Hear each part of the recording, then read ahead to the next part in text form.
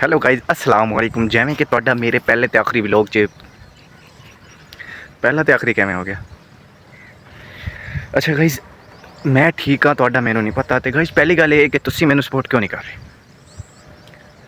तुसीं मैनू क्यों नहीं सपोर्ट कर रहे? दसो, कोई गल है, कोई बात है?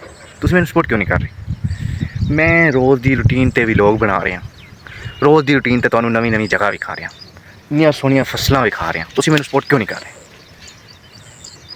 दसो, मसला दसो। ये मेरे यार दोस्त ने 4-5 इन्ने सड़े सड़े कमेंट करते हैं यार। ओ भाई मैं की किया यार, आही काम किया कि व्लॉग बनाने स्टार्ट करता, तुसीं सड़े सड़े कमेंट स्टार्ट कर देते भाई।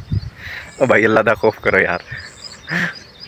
ते ऐसी दुनिया पाई जाती है भाई हमारे शहर में, हमारे अपने ही हमें सड़े सड़े व्लॉग सॉरी सड़े सड़े कमेंट करने स्टार्ट कर देते भाई। अल्लाह दा खौफ करो तो सड़े सड़े कमेंट नहीं किते करो, ठीक है यार। मैं तो अपने व्लॉग बनाना भाई रोज़ की रूटीन ते, ठीक है। रोज़ की रूटीन ते एक वीडियो पोस्ट कर दिंदा भाई, मैं केड़ा कोई। अच्छा तुसीं मैनू दसो, एक गल दसो, किन्नियां की वीडियो मेरियां दिन च तुसीं लाइक कर देंदे हो?